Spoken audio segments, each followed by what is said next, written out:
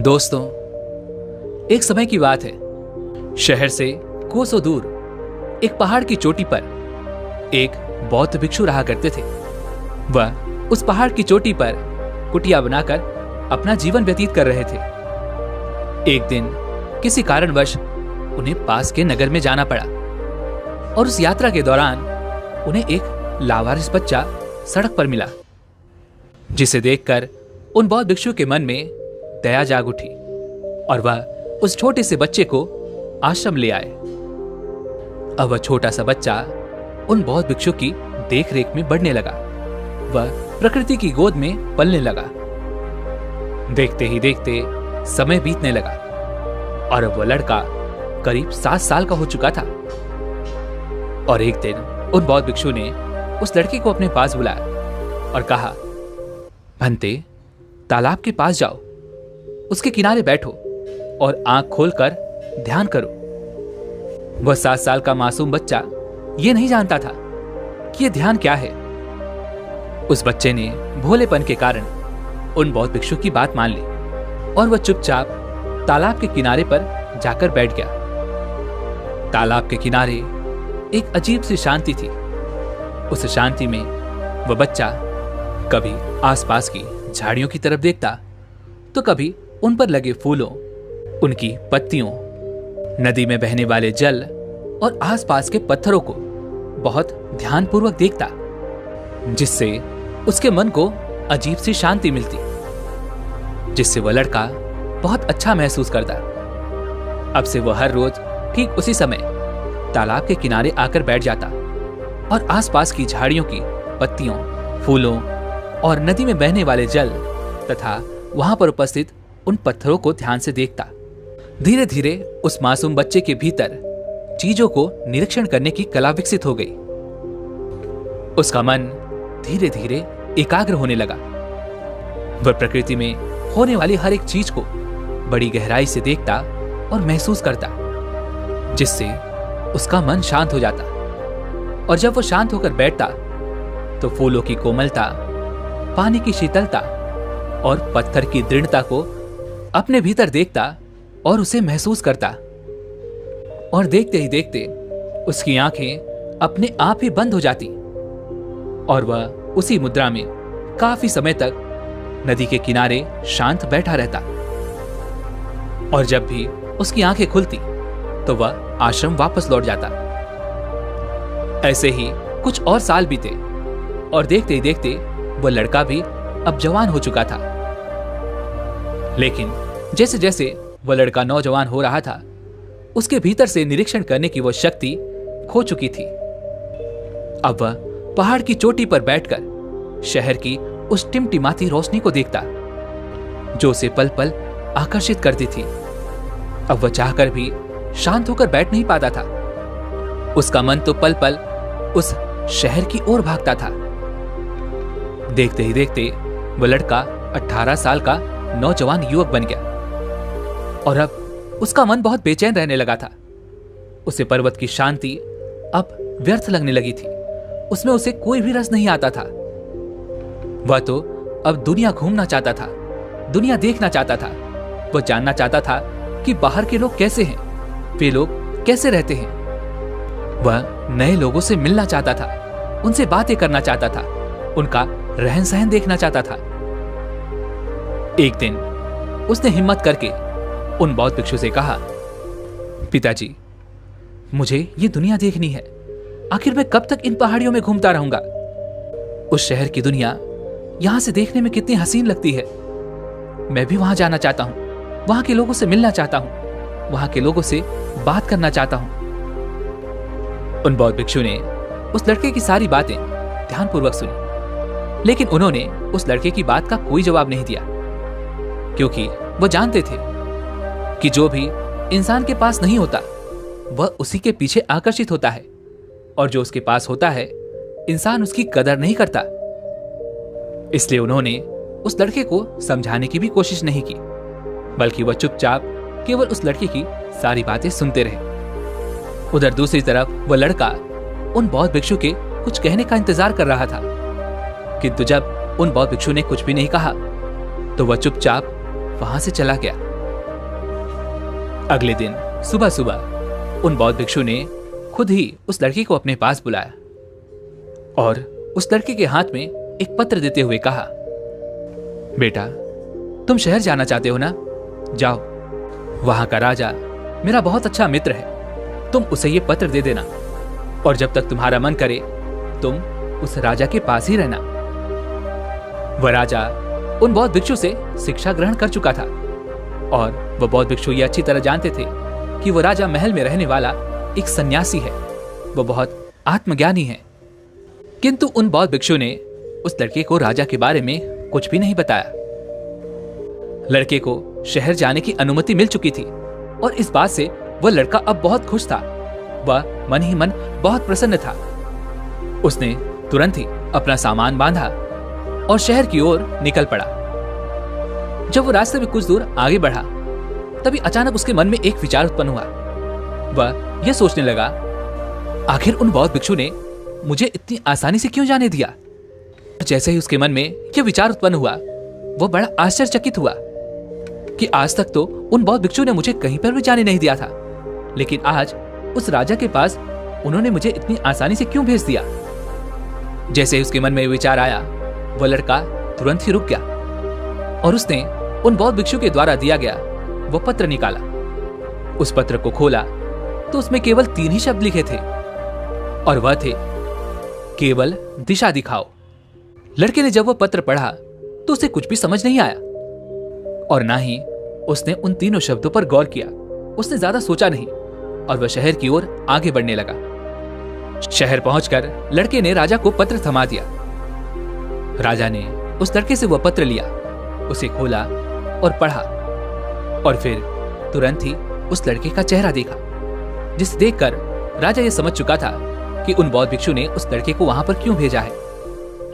राजा ने अपने सिपाहियों को आदेश दिया, सिपाहियों, लड़के के लिए महल में रहने का प्रबंध किया जाए और इस लड़के को इस राजमहल की सारी सुख सुविधाएं भी मिलनी चाहिए।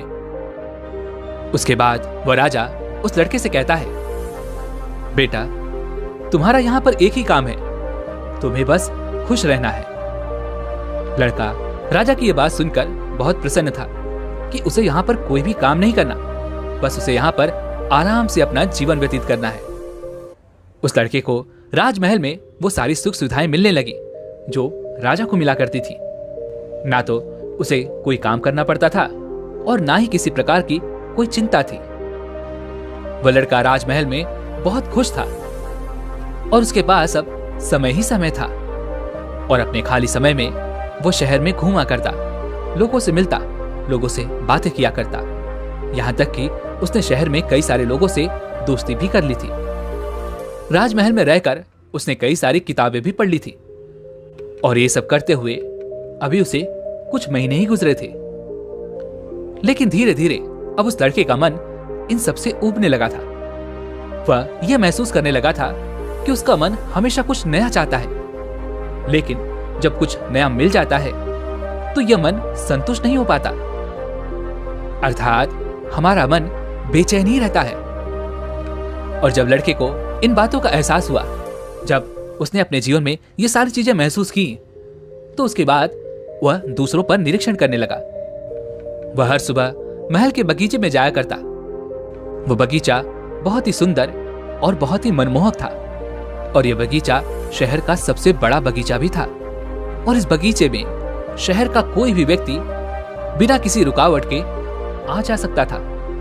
वह लड़का अपना अधिकांश समय उस बगीचे में ही बिताया करता और वहां पर आने जाने वाले व्यक्तियों को वह ध्यान से देखता, उनका निरीक्षण करता।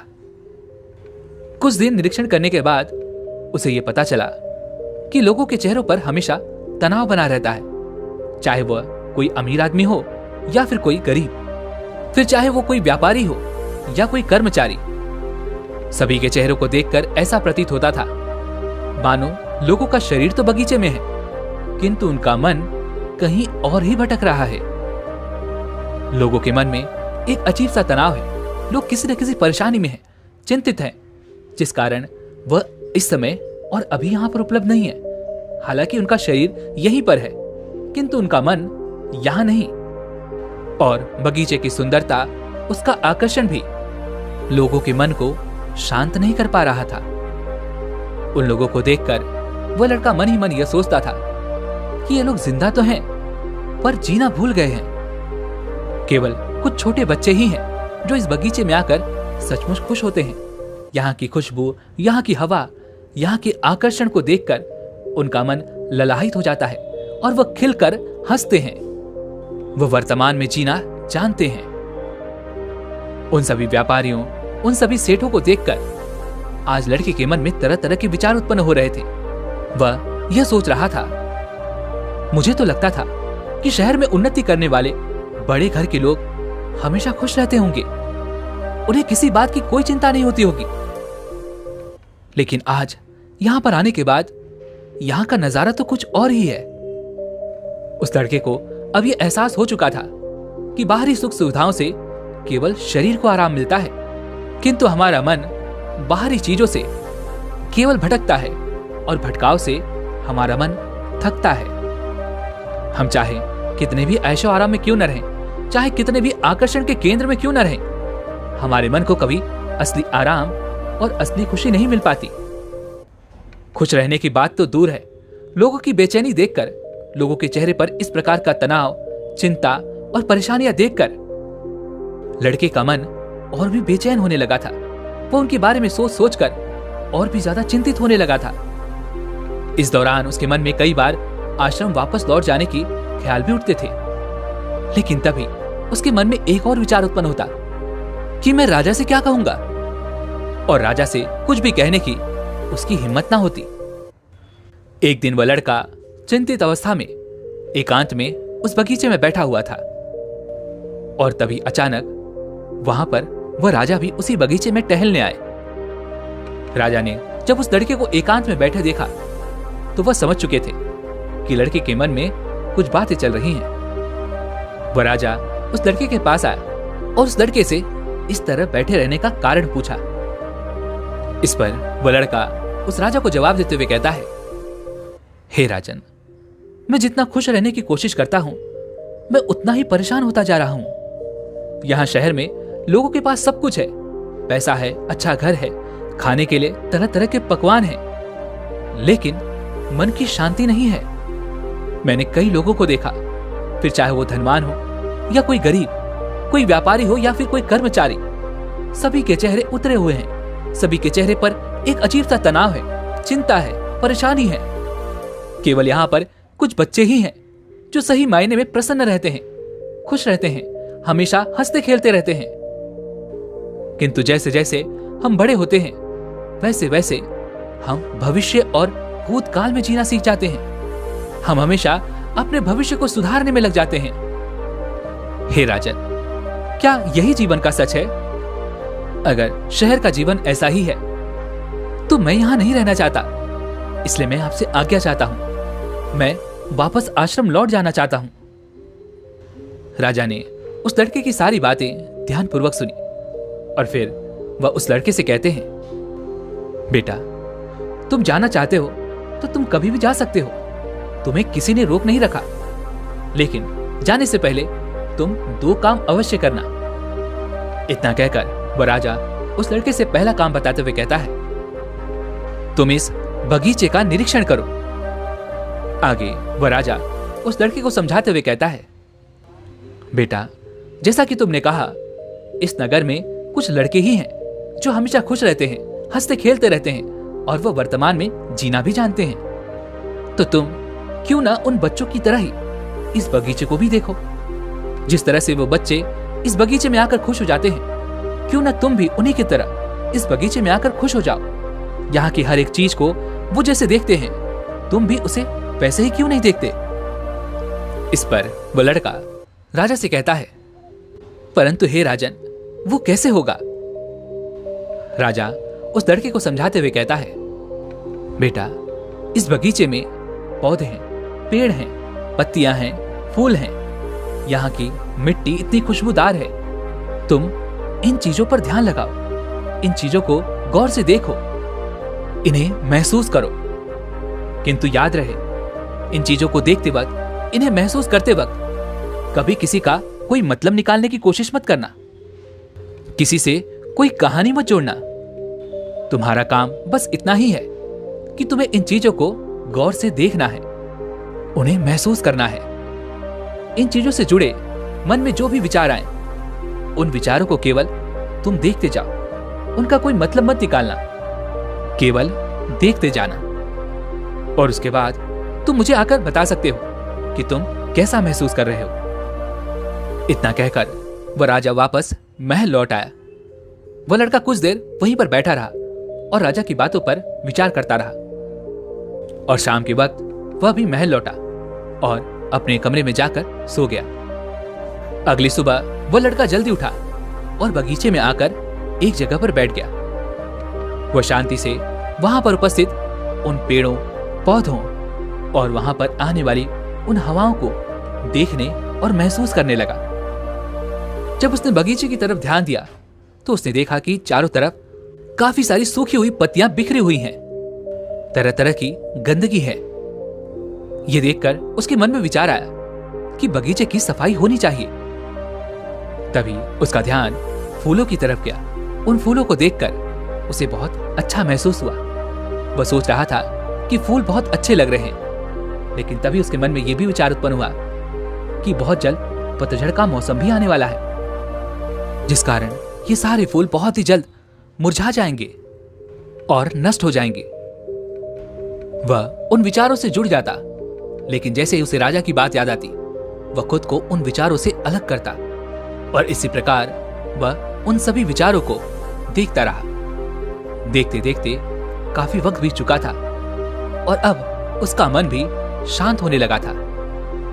अब से वो हर रोज उस बगीचे में आता और इसी प्रकार वहां की सौंदर्यता, वहां पर उपस्थित पेड़, पौधे, फूल, पत्तियां, वहां की मिट्टी, हर एक चीज को ध्यान से देखता और उन्हें महसूस करता। देखते ही देखते ऐसे कई दिन बीत गए और अब वो लड़का जब भी उस बगीचे में आता तो वहां पर उस फूलों की कोमलता, पानी की शीतलता, धरती की स्थिरता और वहां पर आने वाली उन हवाओं को महसूस कर पाता। वह अपने अंदर उन्हें देख पाता, जिसे यूं भी कह सकते हैं कि वह लड़का उस बगीचे के साथ एक हो गया था और अब उसका मन भी पहले से बहुत शांत होने लगा था। जब भी वह बगीचे में आता तो कई घंटे वो यूं ही बैठा रह जाता और एक दिन अचानक उस लड़के को सुखद आश्चर्य हुआ। उसे इस बात का एहसास हुआ कि मुझे उन बौद्ध भिक्षु ने 7 साल की उम्र में यही खुली आंखों वाला ध्यान सिखाया था। और जैसे उसे इस बात का एहसास हुआ, वो लड़का बहुत प्रसन्न हुआ और तुरंत ही महल में राजा के पास गया और राजा से कहा, हे राजन, जैसा आपने कहा था मैंने वैसा ही किया और ऐसा करने से मैंने 3 बातें सीखी। पहली, जब हम किसी पर ध्यान देते हैं तो मन के स्पंदन या मन की अवस्था उसी वस्तु जैसी हो जाती है। इसलिए सही और सात्विक वस्तुओं पर ध्यान देने का महत्व है। हे राजन, मैंने यह भी सीखा कि प्रकृति का स्वभाव शांत है, इसलिए इस पर ध्यान लगाने से, झरने की आवाज सुनने से, हवा की शीतलता महसूस करने से, धरती की स्थिरता महसूस करने से मन को बहुत आराम मिलता है। हे राजन, मैंने यह भी सीखा कि जब हम दुखी होते हैं तब हम और ज्यादा मुसीबत या रुकावटों पर ध्यान देते हैं, जिस कारण हम और ज्यादा परेशान होने लगते हैं, चिंतित होने लगते हैं और इस परेशानी में हमारा दृष्टिकोण और नकारात्मक भी हो जाता है। हमारे मन में नकारात्मक विचार आते हैं, नकारात्मक बातें उत्पन्न होती हैं। किंतु यदि हमें इस दुख से बाहर निकलना है, यदि हमें उस परिस्थिति से बाहर निकलना है, तो हमें अपना ध्यान नकारात्मक बातों से हटाकर, अर्थात उन परेशानियों से हटाकर अच्छी चीजों की ओर ले जाना चाहिए, जो स्वभाव से शांत हो, जिससे हमारे मन को ऊर्जा मिलती है। हमारा मन एक बार फिर ऊर्जा से भर जाता है। राजा ने उस लड़के की सारी बातें ध्यानपूर्वक सुनी और फिर वो लड़के को कहते हैं, बहुत अच्छे बेटे, तुमने बहुत अच्छा काम किया है, किंतु अब यही काम तुम्हें अपने लिए करना है, अर्थात अपने मन के लिए। और यही तुम्हारा दूसरा काम है, मन को देखो। इस बात को समझाते हुए राजा उस लड़के से कहते हैं, जो भी विचार तुम्हारे अंदर प्रकट होते हैं भले ही वो तुम्हारे बारे में ही क्यों ना हो। उन विचारों पर बिना प्रतिक्रिया दिए बस उन विचारों को देखते जाओ। अर्थात किसी भी विचार में अच्छा या बुरा मत सोचो। उन विचारों पर निर्णय लेने की कोशिश मत करो। बस उन विचारों को देखते जाओ। यही तुम्हारा आखिरी काम है। लड़के ने राजा की बात मान ली और अब से उसने खुद पर ध्यान देना शुरू किया। उसने इस अभ्यास को शुरू किया, लेकिन अब की बार अभ्यास इतना आसान नहीं था। जब भी उसे अपने बारे में विचार आता, तब वह उसमें खींचा चला जाता। वह अपने आप को रोक नहीं पाता। और जब वह इस चीज का अभ्यास कर रहा था, तब उसे इस बात का एहसास भी हुआ कि खुद के प्रति संभाव विकसित करना सबसे कठिन कार्य है। लेकिन लड़के ने हार नहीं मानी। वह टिका रहा। देखते ही देखते कुछ महीने यूं ही निकल गए और लड़के को जब भी समय मिलता, वह अपने विचारों को देखने की कोशिश करता। देखते देखते वह अभ्यास में इतना निपुण तो हो चुका था कि जब भी उसके मन में कोई विचार आते, फिर चाहे वह खुद को ही लेकर क्यों ना हो, तो वह उसमें अच्छा या बुरा नहीं जोड़ता, बल्कि वह केवल शांति से उन विचारों को देखता और उन विचारों के प्रति कोई प्रतिक्रिया नहीं देता। ऐसा करते करते अब वह इतना निपुण हो चुका था कि उसका मन धीरे धीरे स्थिर होने लगा था। वह भीतर की ओर मुड़ने लगा था और जैसे जैसे उसने इसमें और भी निपुणता हासिल की, उसका मन शांत होने लगा। उसका मन किसी भी विचार के प्रति कोई भी प्रतिक्रिया नहीं देता था। और जैसे ही उस लड़के के मन ने किसी भी विचार के प्रति प्रतिक्रिया देना बंद किया, उसका मन पूरी तरह से शांत हो गया। और मन के शांत होते ही लड़का मन के सारे रहस्य समझ चुका था। वह यह जान चुका था कि संसार केवल हमारे मन का ही एक प्रतिबिंब है। जो अच्छाई और बुराई हमें बाहर दिख रही है, ये सब कहानी है। ये सारी कहानियां हमारा मन ही बुन रहा है और ये सारी कहानियां हमारा मन ही हमें सुना रहा है। और इसी अच्छे और बुरे के चलते हम मन की बातों में फंस कर रह जाते हैं और हमारा मन हमें विचारों में बहाकर ले जाता है, जिस कारण हम कभी भी असली शांति और आनंद को देख नहीं पाते, उसे जान नहीं पाते, उसे महसूस नहीं कर पाते। अब उस लड़के को यह भी समझ में आ चुका था कि यह शांति, यह खुशी हमेशा से मेरे पास ही थी। उन बौद्ध भिक्षु ने मुझे बचपन से ही इस शांति का एहसास करना पहले से ही सिखा दिया था। लेकिन मैं ही गलत था। मैं चीजों के पीछे भाग रहा था। मैं लोगों की खुशियों के पीछे भाग रहा था। मैं चीजें पाना चाहता था।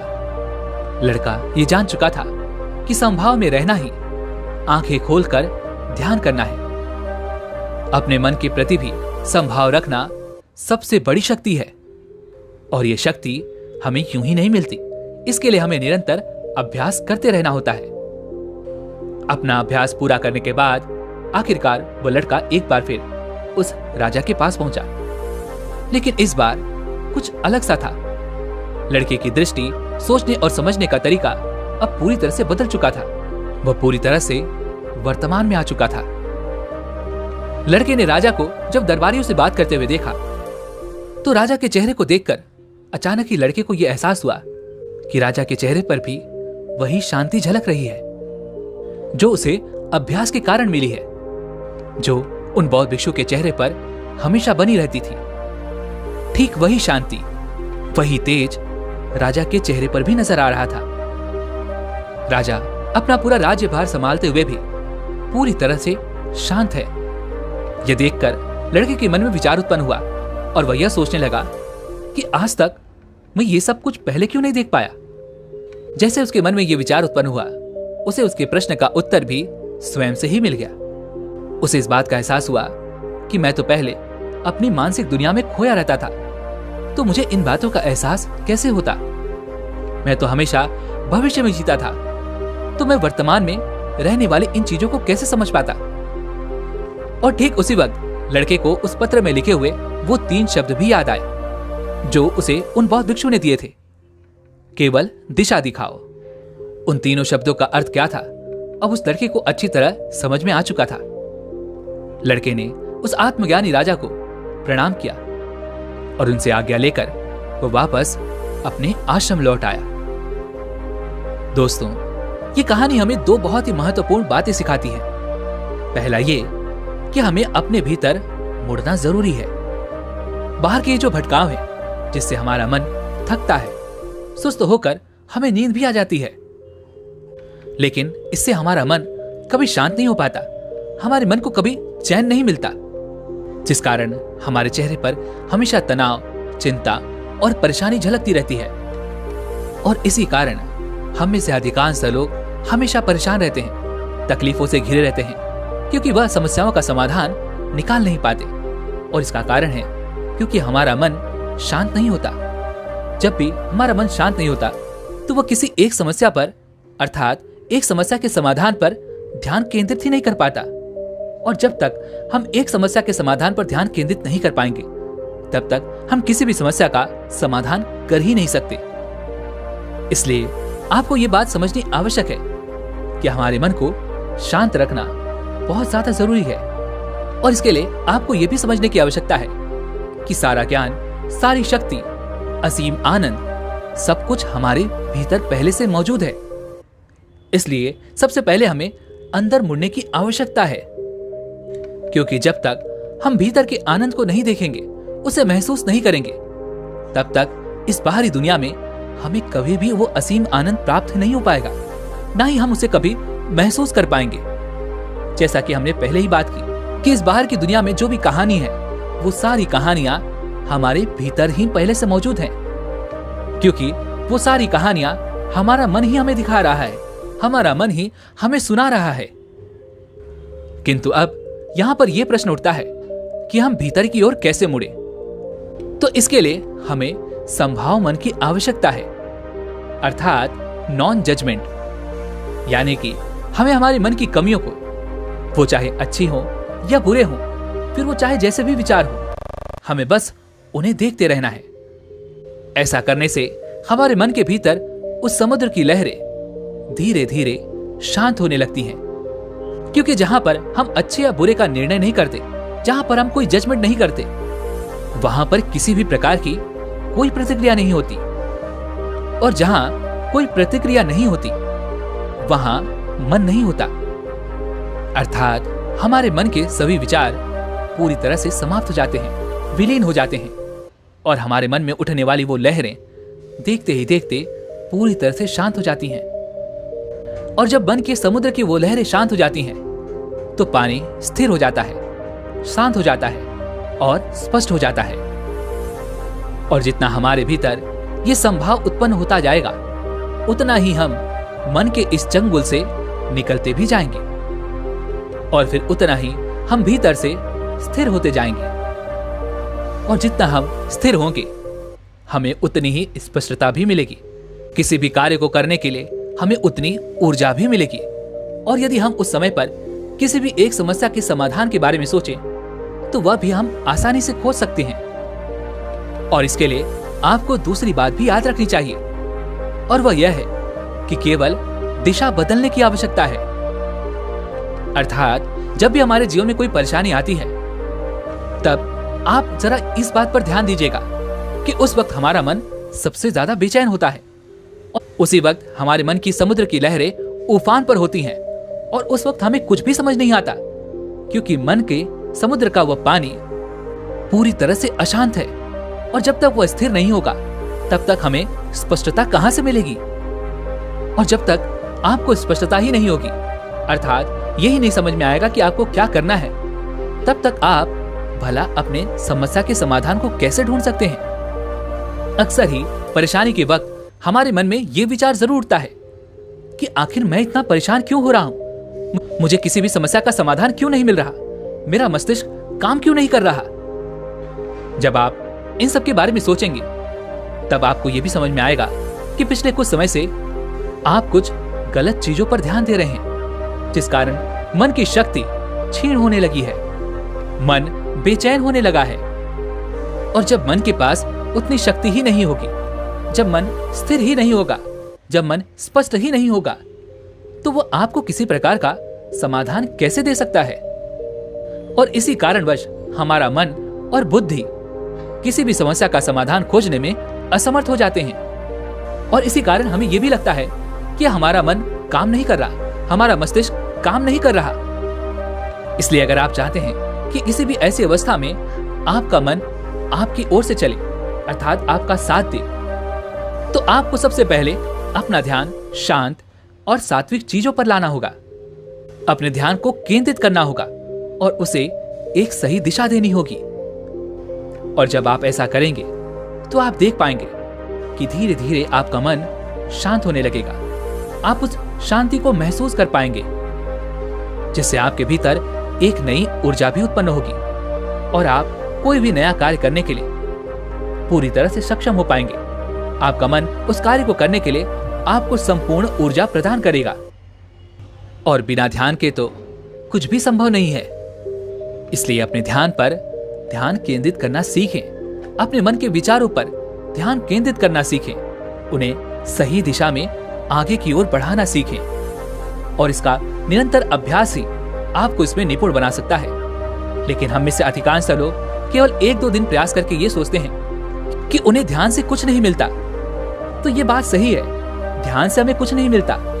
बस हमारे सोचने समझने की शक्ति, हमारे ध्यान केंद्रित करने की शक्ति, उन विचारों को सही दिशा देने की शक्ति, मन पर नियंत्रण साधने की शक्ति, इन सब में सुधार होता है।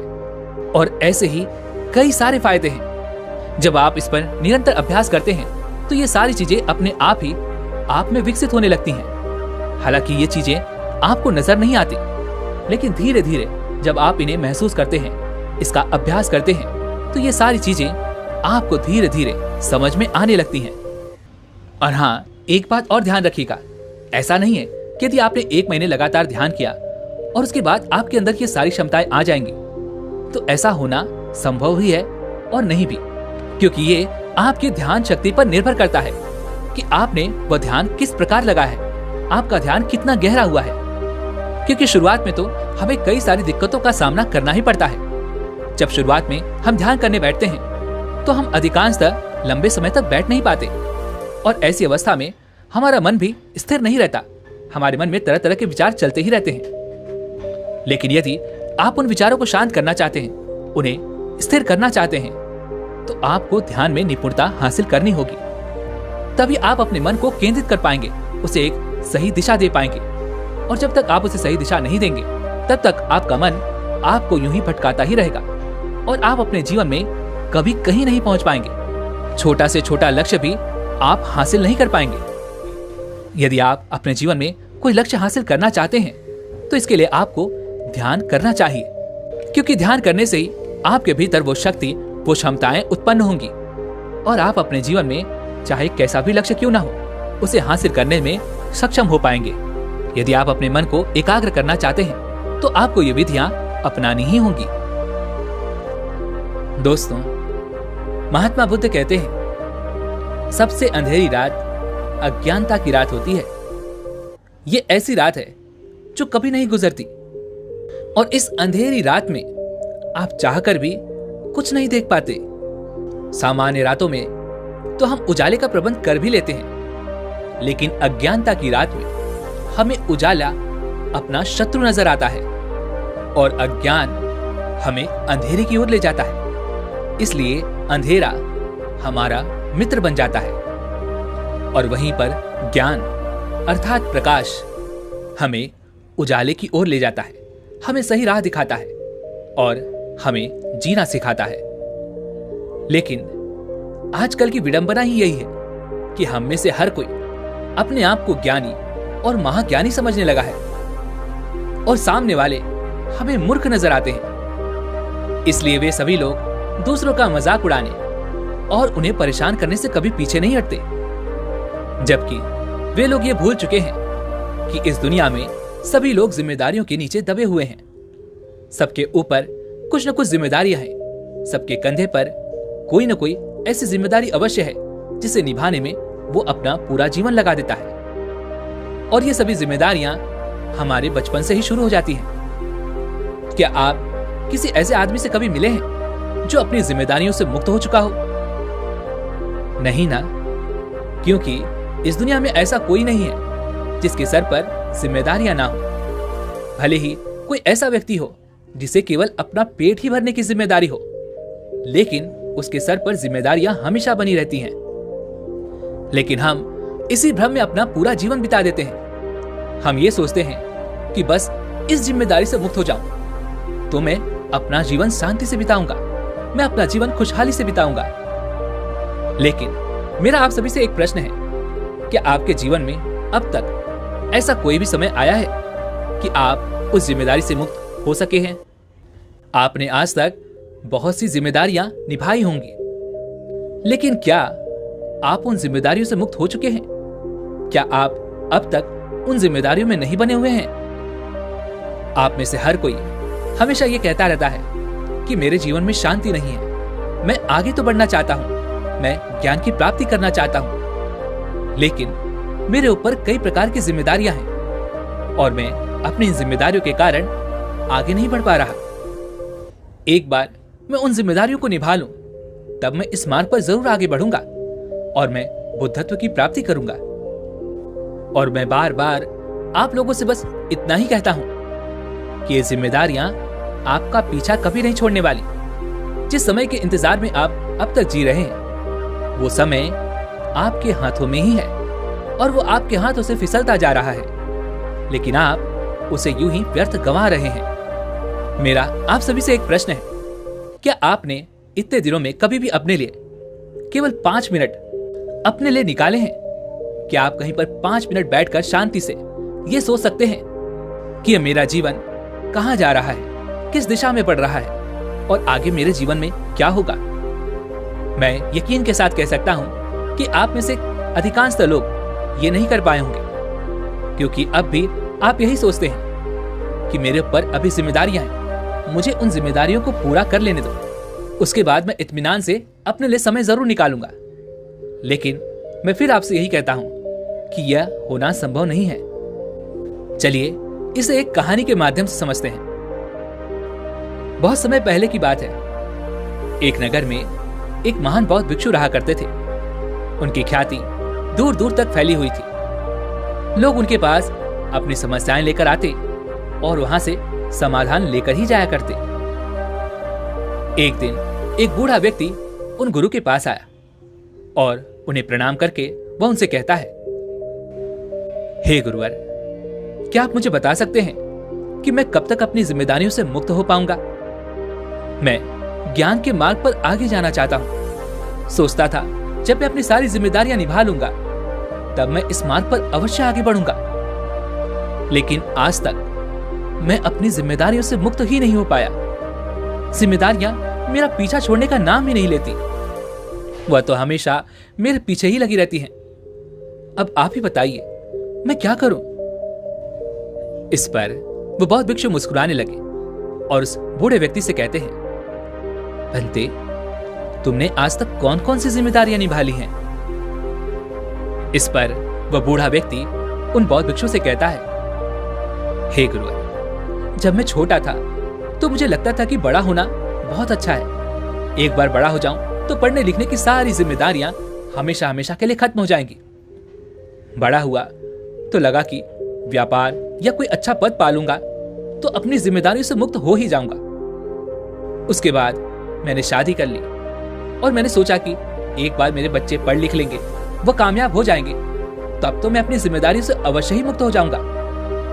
देखते देखते ऐसे ही काफी समय बीत चुका है और अब मेरे बच्चे बड़े भी हो चुके हैं। कुछ बच्चे कामयाब भी हो गए हैं तो कुछ नालायक भी रह गए। तब ऐसा प्रतीत होने लगा कि मुझे उनकी शादी करवा देनी चाहिए। एक बार उनके सर पर जिम्मेदारियां आ जाएंगी तो वह खुद ही सुधर जाएंगे। यही सोचकर मैंने उनकी शादी भी करवा दी। तब मन में यह लालसा उठी कि कम से कम अपने पोते पोतियों का मुंह तो देख लूं, एक बार उनसे मिल लूं, उन्हें गले लगा लूं, तो कम से कम ये मेरा जीवन पूरा हो जाएगा, मैं संपन्न हो जाऊंगा। देखते ही देखते समय बीतता गया और आखिरकार मैंने अपने पोते और पोतियों का मुंह भी देख लिया। लेकिन उन्हें देखकर मेरे मन में एक और लालच जाग उठा। मुझे लगने लगा कि इनकी अच्छी शिक्षा भी मेरी ही जिम्मेदारी है। कम से कम उन्हें इतना बड़ा होते हुए तो देख लूं। और आज वह सभी बड़े हो चुके हैं और तब लगता है कि वह सब कामयाब हो जाएं, तो मेरी सारी की सारी जिम्मेदारियां खत्म हो जाएंगी। ऐसे ही काफी समय बीत चुका है और अभी 3 दिन पूर्व ही मेरी पत्नी की मृत्यु भी हो गई। और तब मेरे मन में यह ख्याल आया कि एक दिन मैं भी इसी प्रकार मृत्यु को प्राप्त हो जाऊंगा। लेकिन अब तक मैं अपनी जिम्मेदारियों से मुक्त नहीं हो पाया। मुझे समझ नहीं आ रहा कि मैं अपनी जिम्मेदारियों से किस प्रकार मुक्त हूं। क्या आप मुझे इसका कोई उपाय बता सकते हैं? क्या आप मुझे कोई राह दिखा सकते हैं? इस पर वह बौद्ध भिक्षु मुस्कुराने लगे और उस बूढ़े व्यक्ति से कहते हैं, भंते, तुम मेरे साथ चलो। इतना कहकर वो उस बूढ़े व्यक्ति को एक नदी किनारे ले गए और वहां पर जाकर उन्होंने उस व्यक्ति को एक किनारे पर बैठा दिया और बगल में वह खुद भी बैठ गए। और फिर वह उस व्यक्ति से कहते हैं, भंते, देखो, मैं इस नदी के दूसरे किनारे पर जाना चाहता हूं और तुम बस देखते रहो कि मैं किस प्रकार उस दूसरे किनारे तक पहुंचता हूं। इतना कहकर वो चुपचाप उस नदी के किनारे पर बैठे रहे। देखते देखते दोपहर का समय हो गया, लेकिन अब तक वह गुरु वहीं के वहीं बैठे थे। इसी प्रकार देखते देखते दोपहर भी ढल चुकी थी और संध्या का वक्त हो चुका था, लेकिन वह गुरु नदी के उसी किनारे पर बैठे के बैठे ही थे। यह देखते देखते उस बूढ़े व्यक्ति के सब्र का बांध भी अब टूट चुका था।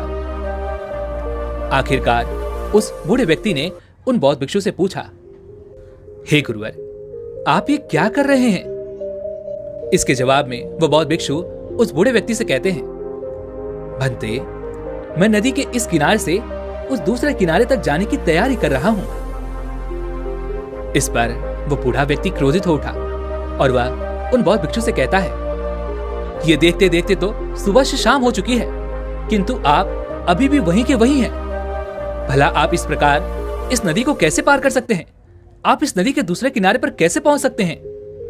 यदि आप मेरे प्रश्नों का उत्तर मुझे नहीं देना चाहते तो ठीक है, कोई बात नहीं, मैं यहां से चला जाता हूं, लेकिन इस प्रकार मुझे तंग तो ना कीजिए। इस पर वह बौद्ध भिक्षु उस बूढ़े व्यक्ति से कहते हैं, भंते, सब्र रखो, बस एक बार इस नदी का सारा पानी बह जाए, तब मैं इस नदी को अवश्य ही पार कर लूंगा। इस नदी के दूसरे किनारे पर मैं अवश्य ही पहुंच जाऊंगा। इस पर उस बूढ़े व्यक्ति का क्रोध और भी बढ़ गया और वह उन बौद्ध भिक्षु से कहता है, हे गुरुवर, कहीं आप पागल तो नहीं हो गए? इस नदी का पानी भला कैसे खत्म हो सकता है? ये तो लगातार निरंतर बहती ही रहती है। आप क्या इसके लिए जीवन भर यहीं बैठे रहेंगे? ऐसे तो आपका पूरा जीवन समाप्त हो जाएगा, किंतु यह नदी इसी प्रकार यहां से बहती रहेगी। इसका पानी कभी समाप्त नहीं होने वाला।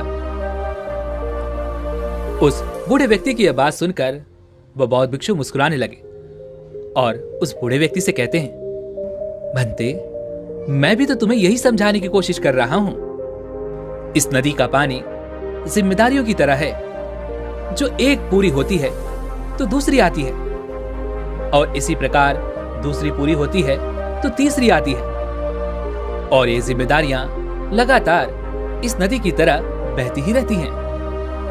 हमारी जिम्मेदारियां कभी पूरी नहीं होती, एक के बाद एक, एक के बाद एक। इस नदी की पानी की तरह वह लगातार बहती ही रहती है, किंतु यदि तुम इनके खत्म होने का इंतजार करोगे तो इसी प्रकार तुम नदी के केवल एक किनारे पर बैठे ही रह जाओगे, और यही इस किनारे पर तुम्हारा पूरा का पूरा जीवन समाप्त हो जाएगा।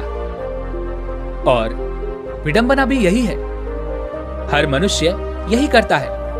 वह नदी के इसी किनारे पर बैठकर नदी के पानी के खत्म होने का इंतजार करता रहता है, और देखते ही देखते वह स्वयं ही समाप्त हो जाता है। और तुमने भी अब तक यही किया है। यदि तुम्हें नदी के उस किनारे पर पहुंचना है, यानी कि ज्ञान रूपी नदी के दूसरे किनारे पर जाना है, तो तुम कैसे भी जाओ, परंतु तुम्हें इस जिम्मेदारी रूपी नदी को पार करना ही होगा।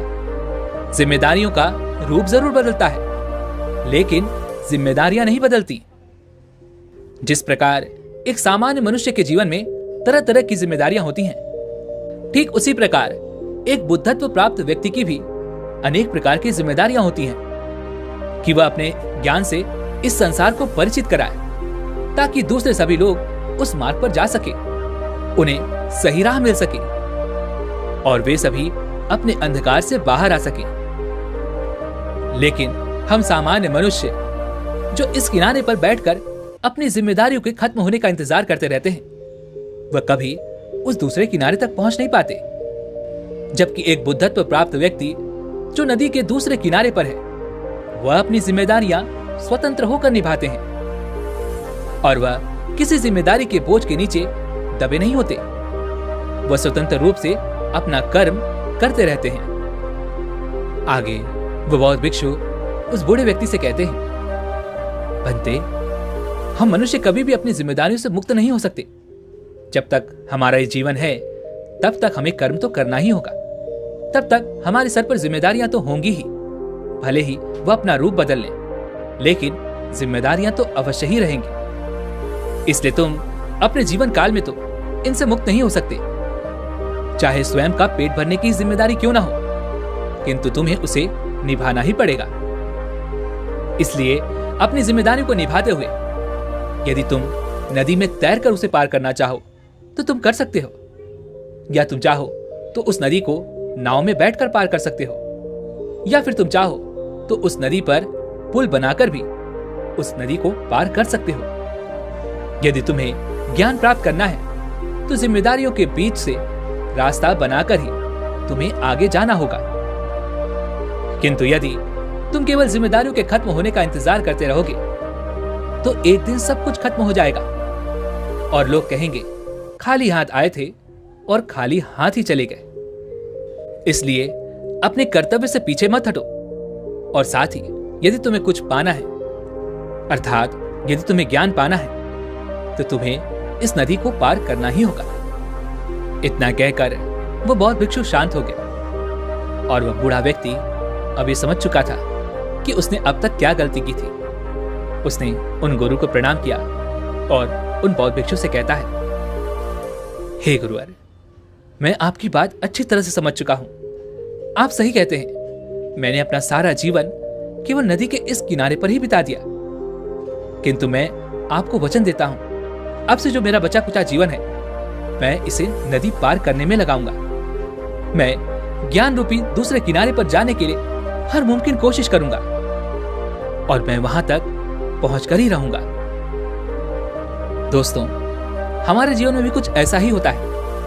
हम अपनी जिम्मेदारियों के तले कुछ इस प्रकार दब गए हैं कि हम अपने लिए समय तक नहीं निकाल पाते। लेकिन आपको ये सोचना चाहिए, आपको एक पल के लिए ये विचार करना चाहिए कि यदि आप अपने लिए समय नहीं निकालेंगे तो आप कभी ये नहीं सोच पाएंगे कि आपका जीवन कहां जा रहा है, किस दिशा में बढ़ रहा है। और यदि आप ये सोचने और विचारने में सक्षम नहीं होंगे तो आप भी उस नदी की तरह केवल एक दिशा में बहते ही चले जाएंगे। आप कभी नहीं समझ पाएंगे कि आपने अपने जीवन में क्या कुछ हासिल किया और क्या कुछ खोया। किंतु यदि आप एक बार के लिए, एक पल के लिए किसी भी मोड़ पर ठहर कर यह सोचिए कि आपने आज तक क्या पाया और क्या खोया और आगे आपको क्या पाना है, तो अवश्य ही आप अपने जीवन को एक सही दिशा दे पाएंगे।